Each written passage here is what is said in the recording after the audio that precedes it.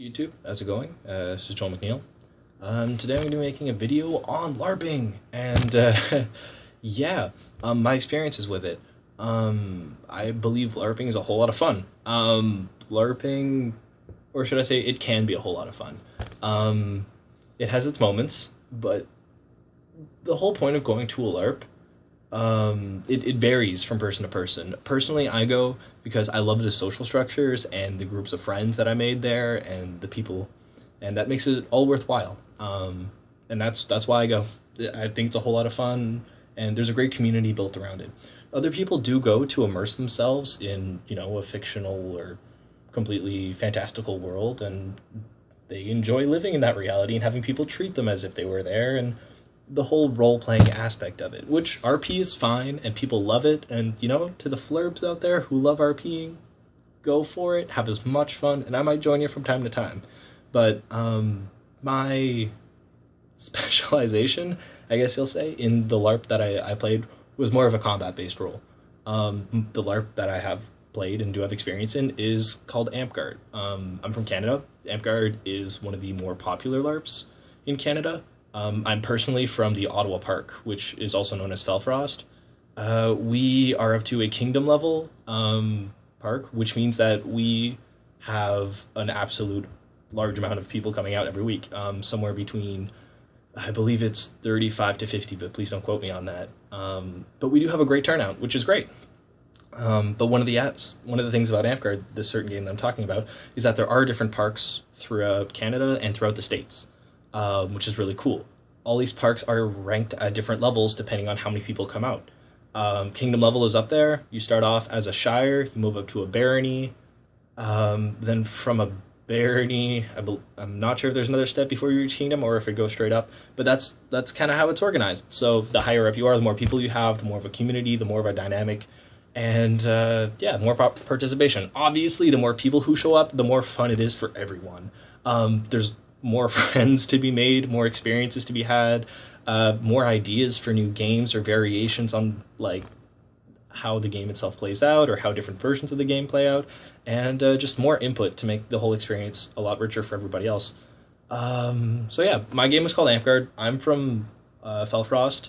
It's a great place, great people started the park. Not all of them are still there, but it's moved on to the next generation of fighters who are then keeping it live and keeping all the newcomers entertained and taught and showing them the ways that we do things, which is anything from garb making to safe weapons to how, like, the fighter's philosophy and, like, how we treat other people, and, like, we aren't there to hurt them. This is a game. We're here to have fun.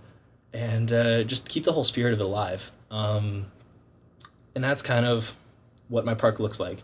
The other parks of Canada are Twilight Peak, which is Toronto, Sudbury, which is called Wolvenfang, and I'm trying to think, I believe there's a new one that just showed up in Guelph, Ontario, so I'm pretty excited about that. I'm not sure what they're calling themselves or what level they are. I'm pretty sure they'll start off as a shire.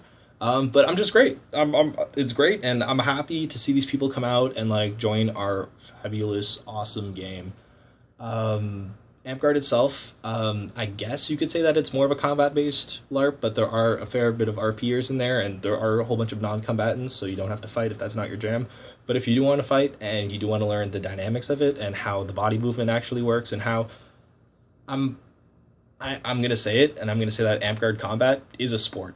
I'm not going to say what sports it necessarily resembles, but it has characteristics of boxing in that you read people's body movements, you read their foot placement to see where their weight is, therefore predicting your shots and predicting the moves that your opponents will be, hitting you with. So you have to read body movements, you have to predict what they're going to do, where they're going to hit you, you have to have the reflexes to be able to react, and you have to be fast enough to get them back afterwards, or, to block a shot, counter, parry, and stab them. Obviously, we use safe weapons, but the combat aspect of a whole definitely resembles a sport. So far, to an extent that within our game, we have people who pride themselves on only their fighting ability, and that's completely fine. There are some amazing, we call them stick jocks, excuse the term, but We refer to our swords as sticks, and these people make amazing swords, and they use them very well and very effectively. Obviously, a lot of them do reach out into other aspects of the game, and that's great. But like, we have this guy called Morgan, Brave Morgan. Morgan, I believe he comes from Wolvenfang. He is the only, he is the best single sword fighter I have ever seen. Now, for proper context, I'm gonna have to explain a bit more of the actual game of Amtgard itself. So let's say you show up on field your first day. You meet some people, and they ask you to hit the sign-in sheet. And what the sign-in sheet itself is you would write down your actual name, a character name if you thought one up, or if you don't have one, that's fine. And the third column, as far as the things you have to fill out as you show up, is actually, it says class. Now, the game of Amtgard itself, you level up and you class in different classes. You show up and there's a certain amount of melee classes and a certain amount of magic classes. And honestly, it resembles a video game a whole lot, which is fun. You show up, you get a credit. After a certain amount of credits, you level up in a class. I believe it was 13 to reach, so 13 weeks of constantly showing up, and you'd level up in that one class that you took all those credits in. So let's say you write down Assassin. It's a melee class. It's my personal favorite class. After 13 weeks, you would level up. I'm pretty sure the credit system has changed with the next version of the game that has been released, called V8. Feel free to look it up online, Amtgard V8, AMTGARD V8. Google it, and the whole rulebook should pop up. It's a 75-page PDF document. Go for it. It's a whole lot of fun. Obviously, it explains the rules in very high detail and can be boring, but the thing is, we use this as a reference. Everybody knows what their class does, and all the level up abilities, because as you do level up in a class, you do get new abilities, just like in a video game. All these new abilities definitely link in to how that character is supposed to impact the overall game. Therefore, like, let's say I'm an assassin, right? I go from level 1 to level 2. Well, I might gain abilities, such as poisoning weapons, which means that a single shot would kill somebody. Like, instead of wounding them and taking off a limb, that one shot would execute them. Or, like, they would die, and then they'd obviously have to go back to their base and count back in. And there's a whole system, and different games operate differently as far as when you die. But that's not the point. The point is classes. I love Assassin, Monk, Healer. These are kind of my classes. Now, Healer itself is a magic class, which is another group of classes. They work in a very similar fashion, but they work on a point system more than leveling up. Obviously, when you level up, you have access to more things, but you don't necessarily get them. The way that magic classes work is when you show up, you'll have a certain amount of points you can spend on spells. You spend X number of points to buy X number of spells that you can then use during an actual battle game. Battle games are pretty much a dodgeball style. Everybody goes in the middle. We pick up even teams, or as even as we can get them. And we fight, and each class has a certain amount of lives, and when you're out of lives, you're just dead, and whichever team is left standing wins. And it's called a battle game. And yeah, you can use these abilities in the battle game themselves. The higher you up, the more points you have, the more things you can buy, the more spells you have access to. And yeah, it's a whole lot of fun. Once again, I'm never going to stress this enough. It's a blast. If I could find a way to make a living off of this, I would. Unfortunately, I can't. So it's a pastime, and it's a hobby, and it's something I do with friends. Yeah. And yeah, I did mention actually killing somebody within the game. The way that our kill system works, it's a complete honor-based system, which means that every single time you get hit by a weapon, it's up to you to say, I honestly got hit, and you hit me first, and you hit me before my sword hit you.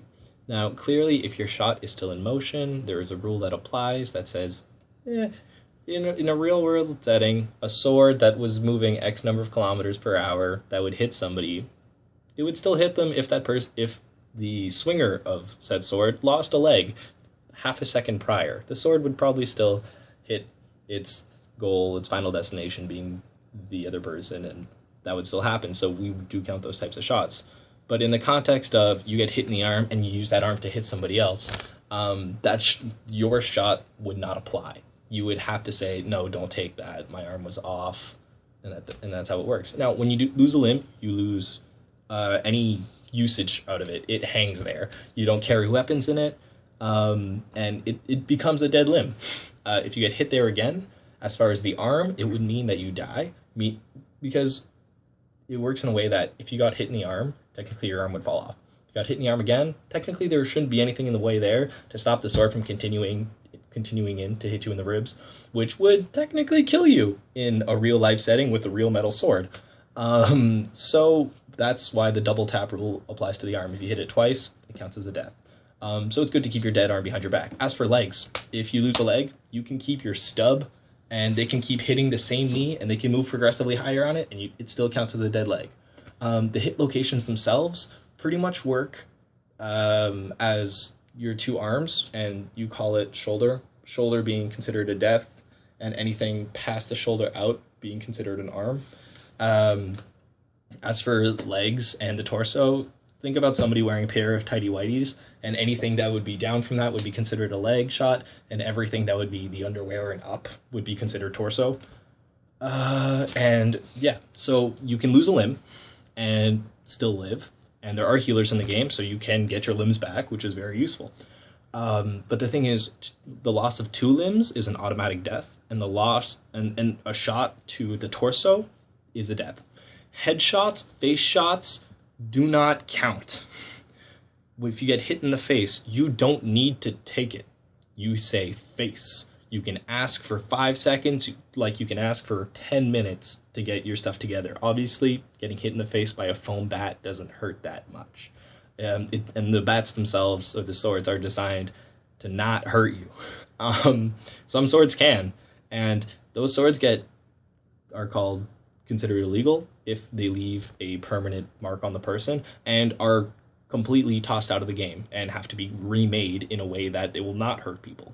This is why we have a rule book, and this is why we have a uniform way of making making weapons that answer all the safety requirements that the game has figured that they need. Like, if we're going to be hitting people with bats, these bats have to be padded in a certain way to make sure everybody's safe. And it makes us a whole lot more lawyer safe as well.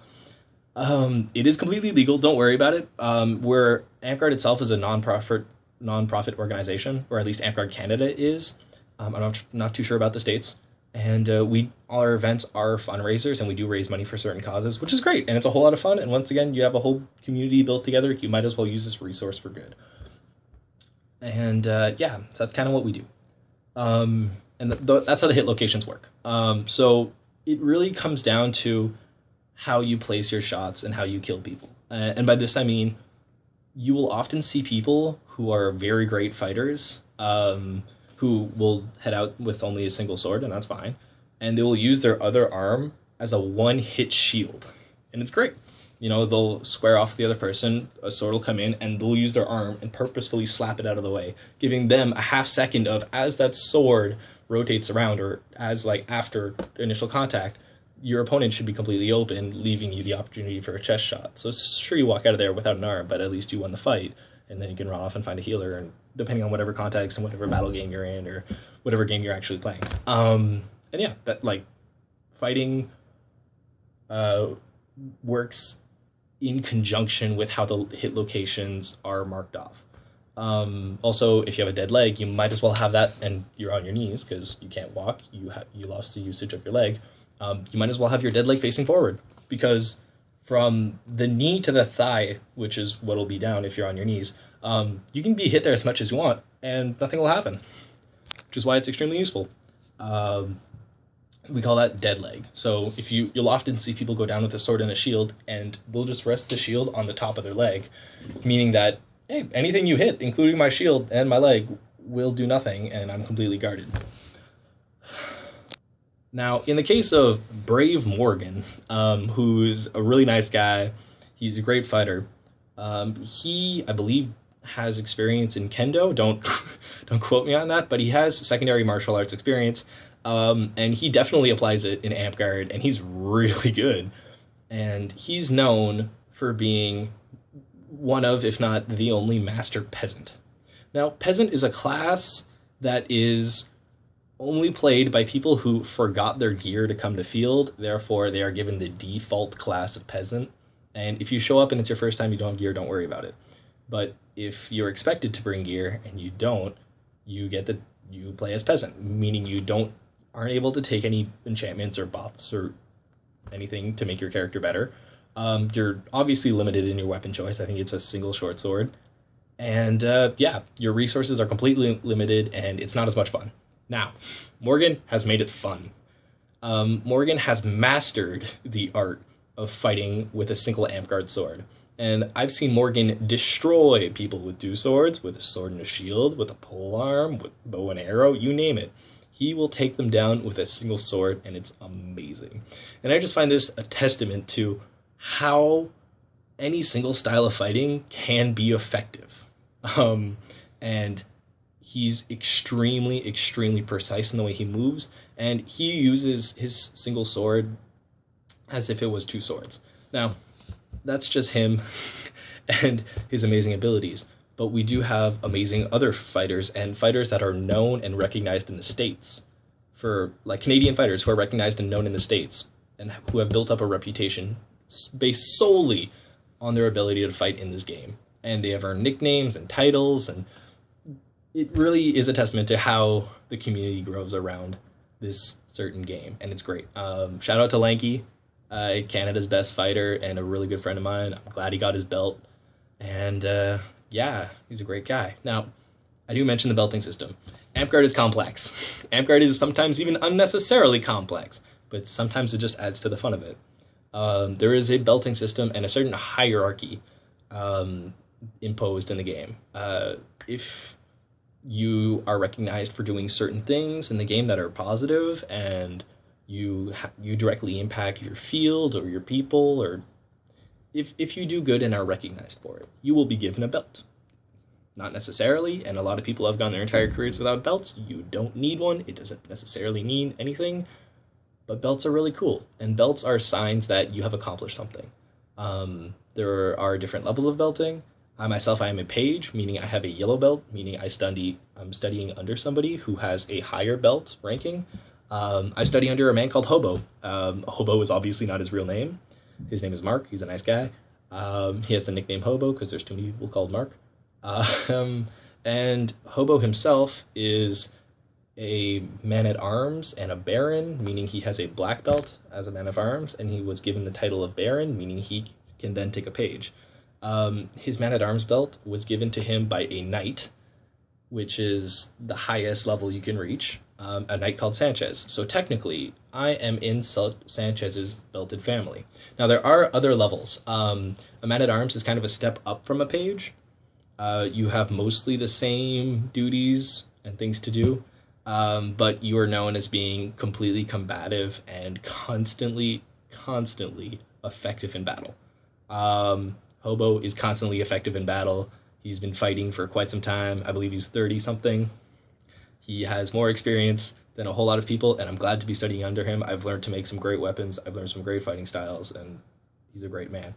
And yeah, so as for these different levels, we have the yellow belt, which is for pages, the black belt, which is reserved for men-at-arms, the white belt, which is reserved for knights, which is all the way to the top. Now, the level underneath knight, it's squire, and this is a red belt. Squire belts are given to people who show that they have the chops to eventually become a knight.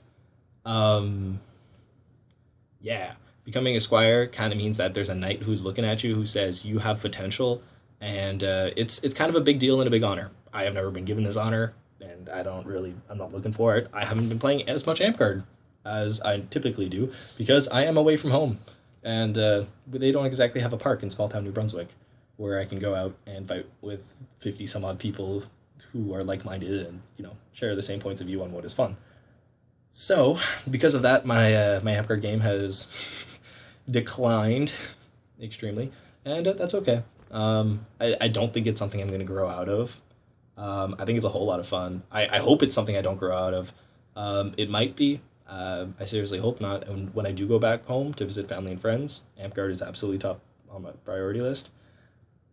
And yeah, it's really just the group dynamic and the fact that you hang out with these great people and you have these great stories and these hilarious combative scenarios where absolutely hysterical things have happened. And it just makes it all worthwhile and all worth the time and the effort. As a pastime, it's pretty inexpensive, which is great. cheap pastimes are often underrated. And yeah, I highly recommend it. You should go out sometime. Find your park, find a park near you, and have a great day.